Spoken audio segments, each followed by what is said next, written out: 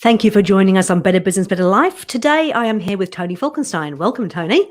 Thanks, Deborah. Thank nice you. to be here. Lovely to have you as one of our guests. Hey, look, I'm really looking forward to hearing what you're talking about today, which is about managing people issues. Big topic of mine that I'm very fond of. Before I get started, I'd just like to, I've got the full bio of Tony online, which you can have a look at. But Tony is a real passionate entrepreneur. He has started over 50 companies so far. He's been absolutely instrumental in terms of bringing into the education curriculum things like business and entrepreneurship. And he's also written this book, which is the ABC of Business. And it says, never hire a person who walks slowly. So we might cover a little bit more of that in our talk. Tony's also been married for 39 years to Heather and has got one daughter who's just returned from the UK. So a little bit of background. Tony, thank you. Before we get started, would you mind sharing with us one professional and one personal best that you have in your life? Okay, one personal best. I've never been a great sportsman, but when I was 8, I won the beginners doubles at tennis. Did you? Right. Yeah. And I've been a passionate tennis player ever since. And I still play about 3 times a week. Yep. And I've never won a cup ever since for any sport and anything. But 2 years ago, I entered the nationals in my age group and I won. Oh, wow. And became runner-up in the doubles. Well, that's fantastic. So there was a fair few years between cups. So 8 years, and we won't even go there, but there's taken a lot of years. Okay. Oh, that's really good. And what about professionally? What would you say is your professional best? So professionally, I mean, if I just look in the last year, which has been a really interesting year, the COVID year, and we were just prior to March, we'd looked at an acquisition, a company called the Cylinder Guy, and then COVID came, and I sort of went all into myself.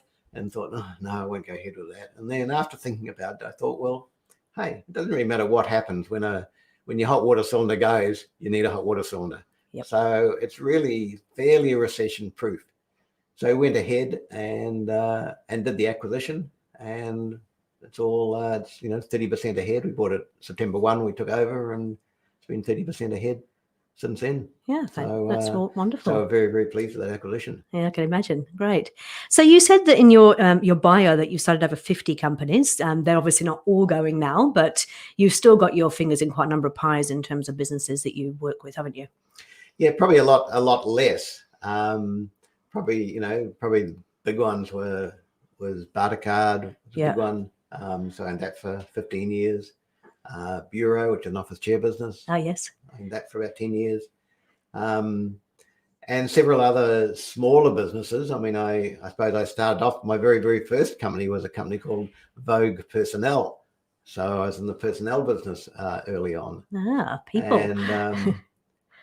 And really I've just been, there've been some good ones and some bad ones. Yep. So I started a company when Swatch was first introduced in New Zealand, and I started a company called Z-Watch to compete, and we both launched on the same day. Yeah. I'd gone to Hong Kong, got similar copies, and I'd rung up their receptionist of the company that was importing them and found out all the information when they were launching, what the pricing was going to be, how many models, how many colors, guarantees, everything. So I thought, well, I can better than that, and so I did in every part of the mix. So in terms of product, we have more models, more colors. In terms of, we had a 2-year guarantee. They had a 1-year guarantee. They were $69. We were $49. We're both promoted similar type lifestyle ads on TV. And they distributed only through jeweler shops and department stores. Mm-hmm. We went through pharmacies and department stores and had much wider retail reach. Yeah. And so between September and December, we sold 27,000 watches to their 7,000. And unfortunately, the strap had got brittle, the plasticizer in the strap. Oh, yeah. And so when kids put them on Christmas Day, they went snapped immedately. And so it was an absolute disaster. So how do you recover from that?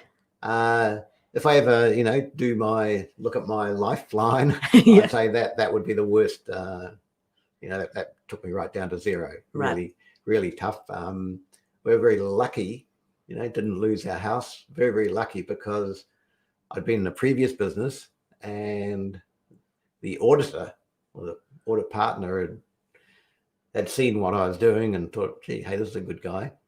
Didn't know anything about Z-Watch. He rang me up and said, hey, listen, will you come along? We've taken over a company, a Christchurch-based company. We need someone with your skills, and we'll give you $100,000 sign-on bonus. And that really just saved me. Yeah. So what was that? What was that business? It was a company called AM Satterthwaite. It was owned by a company called Unity Group. They were property developers, and they bought this trading company. It had a turnover of 60 million, losing 30 million, losing 3 million. Yeah. And had 6 divisions in textiles, paper, printing machines, all sorts. And I sold off the various divisions. This was back in 87. Mm-hmm. In fact, this was the start of really Just Water. In November 87, I went to the board and said, listen, everything's gone now. We're sitting there in 50,000 square feet in Gabador Place. And I'm just there with one PA, and I'm in effect redundant. I've got a couple of ideas. And one of them was to rent fax machines. Okay. And it was really following the rank Xerox model for photocopiers. You can have any model you like as long as you rent. Yep. And other companies weren't renting because a salesman had to go and get the order, then get credit approval. Mm-hmm. And I really followed the Xerox model with, hey, I don't need credit approval. If it falls over, I put it somewhere else. Yep. So people renting don't need a new machine. They look new. And so that's what happened. And so they said, yeah, we'll go ahead with that. And then we started, and the share market crash happened. And in January 88, the managing director came to me and said, hey, listen, we're going to receivership. Mm-hmm. Do you want to buy your fax business for $1? And off we went. And so then we went. 88 was a really boon, because like the global financial crisis, a lot of decisions for capital had to go a lot further up the line. Yep. And for a rental, any branch manager could approve do it in their OPEX. Yeah. And then we looked around for another product we could rent, and I'd seen water coolers on American sitcoms. Well, try that. So is that where it started from? It was just adding something else to the rental suite of products. Yeah, that's all it was. Ah. And we'd and so people, and yes, I bought 6 water coolers. So people at that stage were more into jogging, and just that health thing was starting to kick in. Yep. And so anyway, I bought 6 water coolers. They went out the first day. And so that was the start of the water business. Fantastic. So it's really interesting, isn't it? Because people think that, they see successful business people and they think, oh, well, they've had an easy ride, but it's often lots of ups and downs, isn't it? It's sort of a roller coaster ride. What, apart from losing everything in the Z-Watch thing, what are the other sort of big challenges that you've had in your career as an entrepreneur? Well, I would say that, like I've always said, if I had my way again, there's no way I'd start my own business. Oh, really? Because it is, it takes, we had 7 years, I suppose, and, really skimping and not knowing that close to the line between success and failure is so close for the bank, to come in. You're sitting there right on your limit, and something goes wrong a little bit. Yeah. And you're, you can lose everything. You lose everything. Yeah. And, prior to that, I'd been in a corporate job, earning a good salary, traveling up the front, regular pay, car, all that sort of stuff. Yep. And when I wanted to leave, I could leave. And so with your own business, you can't. Yeah. You never leave. But anyway, afterwards, people would say, "Oh, you're only saying that. Well, look at you now." But hey, it was that close for 7 years. Yeah. Things have changed for the better now, thank goodness. So we're here to talk about people specifically today. And I saw, your book talks about never hire a person who walks slowly. Where does that come from? What's the rationale behind that? It really came from a lecture I did at Auckland University. That was or to MBA students, and someone just asked me this question: give me one thing on what you look for in new employees. And that's the first thing that came out of my head. And there was a big laugh. So I thought, well, that's a nice thing to put in the title of a book. Fantastic. But it is true. When we hire people, the receptionist is a really important part in this whole employment thing. Yep. Just watching how they come in, how they treat him or her is really important. Yeah. And I don't think it's not 100% foolproof. But because often I walk slow, you often can be deep in thought. And you may not, you may walk slowly. But in general, people who walk slowly tend to work quickly as well. Fantastic. Now, I know when Warner was here in the last episode, he talked about the fact that the real reason he was able to kind of let go of the business and spend time with his wife and his family is because he had the right people around him. But that's not always easy to get the right people. And sometimes the people you start the business with end up not being the people who continue on the business. So right people, right seats is always important. I suppose from your point of view, what's been the biggest people challenges you've had? Well, it is getting the right people on the bus, and you're always moving the people on the bus to get the right people. Yep. What's been really interesting over COVID has been, one of the good things about COVID was, or the lockdown was, we had time to think, and business has changed, and one of the things we had to think about, and it was a terrible one to have to do, but the time of the door-to-door salesman is sort of ending. Yep. And if you just keep on going, and we keep on going, and we had the same people, and really the water business is fairly mature. We weren't getting a lot of new business, and we were paying these people who are really order clerks. Yeah. And that's all we needed. We needed what we call an internal sales team now, who just take the orders and look after any, key customers. They want a water cooler shifted, or they want to new water cooler somewhere, into a tappery or something. As long as we get it there, they don't really want to see a salesman on their door every 5 minutes saying, "Oh, how are things going?" and all that sort of stuff.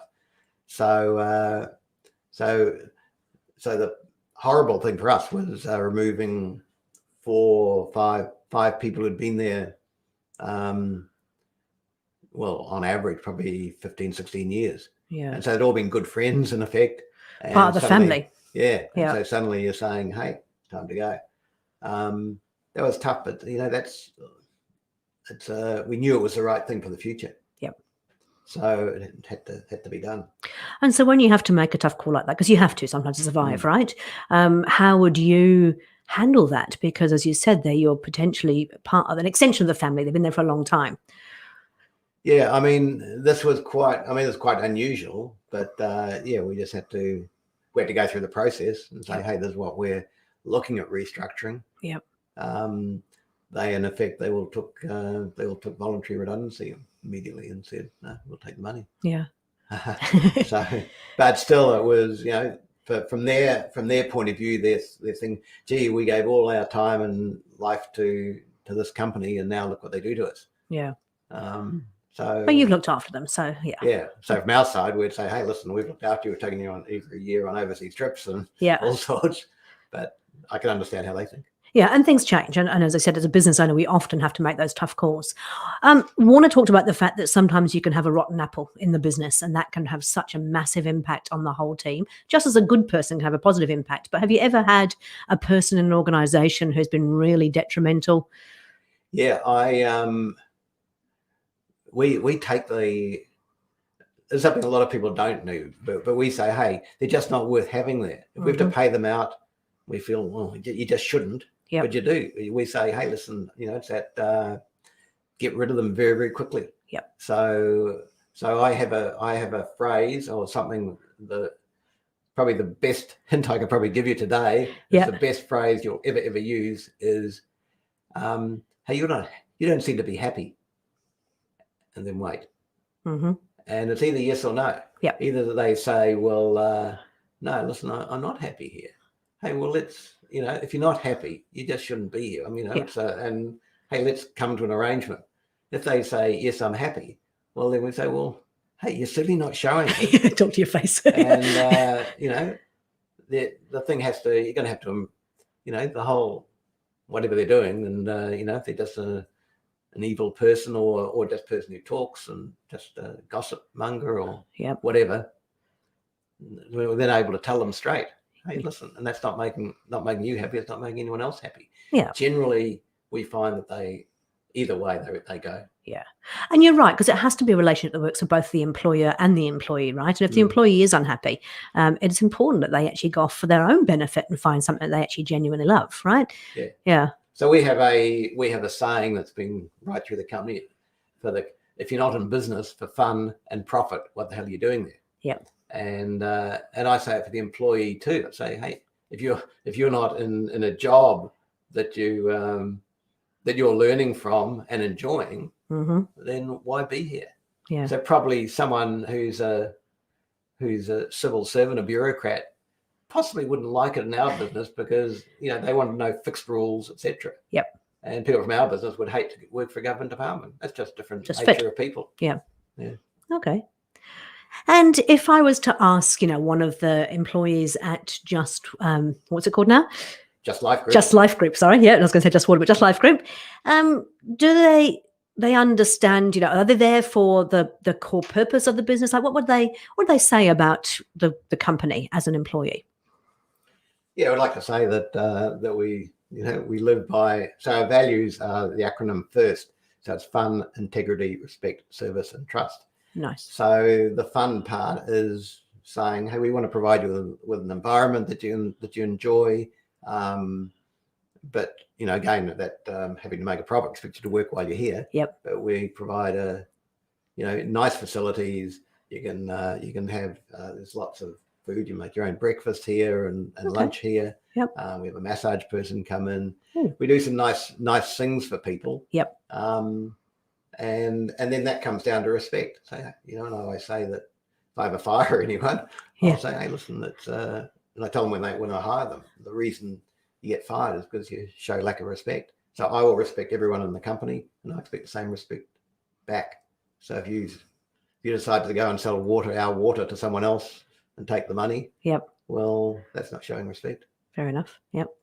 Okay. And then if we look at on the positive side, you know, you must have some stars within the team. What do you think creates a star within an environment? Yeah, I say that 1 star equals 2 good people. So a star is just you want as many stars as you can get. Yeah. How do you employ stars? How do you know they're a star before you employ them? Yeah. You often don't, but you certainly try and get them. We put a lot of, you know, that hire slowly and fire fast is probably pretty important. Yep. And yeah, we try and get. It's always a big massage of just getting the right people in the right place on the bus, and it never really stops. Yeah. And then as you grow, and I think you've said this, as you grow, some people just can't grow at the same rate. Yeah. And that's All the roles change significantly. I mean, yeah. we look at this last year as a classic example. I mean, we've had to reimagine business in huge ways, which means that the role that might have been there 6 months ago may not be there now. Yeah. Yeah. I remember John Spence, when he came over, he talked about, you know, if you got the wrong person on the bus to fire them, well, you can do that in the US. You can't do that quite so easily over here in New Zealand. You can't, but you have to. Yeah, we take the hit. Yep. So if we have to, we go through the, are you happy? Yeah. If that doesn't work, we say, hey, listen, it's not working between us. Mm-hmm. You know, it's and so you are going to have to go. Yep. And so we'll have this chat now. And the worst, and this is what I think a lot of companies don't realize, they're so scared of personal grievances. Yep. But the most chances are, as long as you go part the way through the process and show some respect for them, yep. The most it's ever going to cost you is 3 months pay. Mm-hmm. And so often we're prepared to pay that 3 months yep. to have them out tomorrow. Because the damage they do when they're in there is just, yeah. You can't even measure that, can you? No. Yeah. Okay. So we like to give our listeners sort of 3 tips. Our listeners are generally sort of, you know, established businesses. They're definitely privately owned businesses working with the leadership team. We like to give them sort of 3 tips or tools or pointers they can take away with them. What would be the sort of 3 things you'd really like to share for either up and coming entrepreneurs or those who might be struggling a wee bit after the pandemic? Well, I suppose when we look at a new venture, but it'll be the same for a startup, is we say, hey, can this be $1 million business? If it's yep. not $1 million, we don't want to waste our time with it. So there are some businesses that we have started and listen, it's not going to be, it's not the $1 million business. Let's give this away and throw it to someone else. Yep. So I think that's important, just being realistic, not going in because you think, gee, this would be fun. Yeah. We'd love to do this. But if you really want to get lifestyle, you just have to get up to $1 million pretty quickly. And depending, unless it's a consulting business or something where everything is profit. I I'm big on exercise, just looking healthy and I see you've got an Aura ring on. ring, yeah. Yes.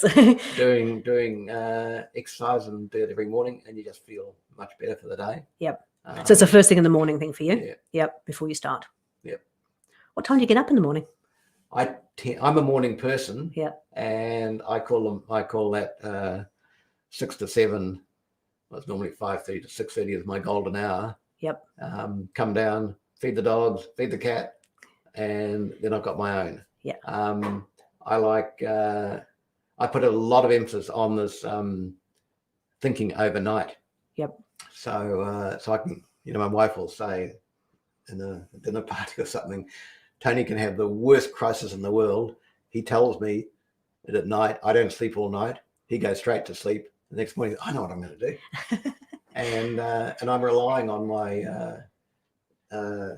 my subconscious to tell me that. Yep. And that's very much the same thing I wrote in the book about, how to have new ideas is go for a walk, no iPhone, no iPod, no dog, no partner, and go for a walk for an hour and a half, and you'll just find so many things will come into your mind. Yes. And you get exercise as well. So I suppose it's a bit like meditation, but yeah, I mean, I must admit, I've always struggled with meditation in terms of lying on a mat and being in but I do use it as the quiet time, getting that clarity break to go out there on your own, no distractions. I really find that is my form of meditation. Yeah.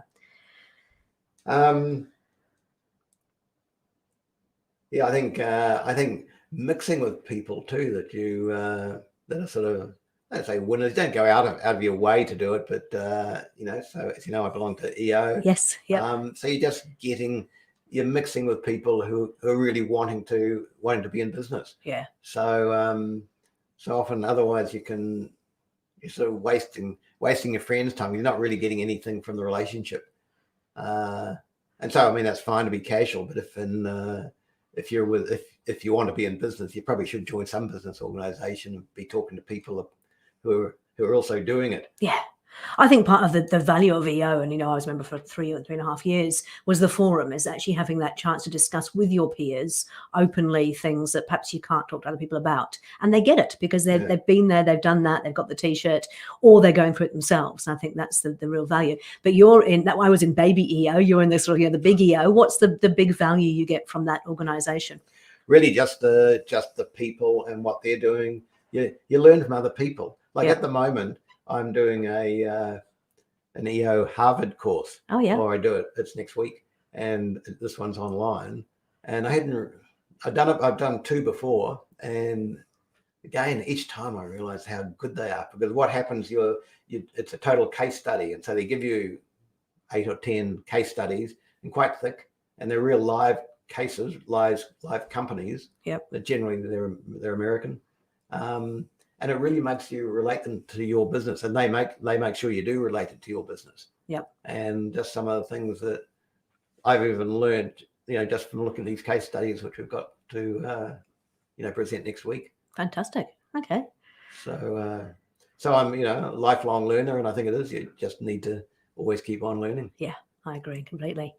Fantastic. Okay, so now if people want to get in contact with you, or they want to get hold of some of your water or your any of your services, what's the best way for them to get in contact with you?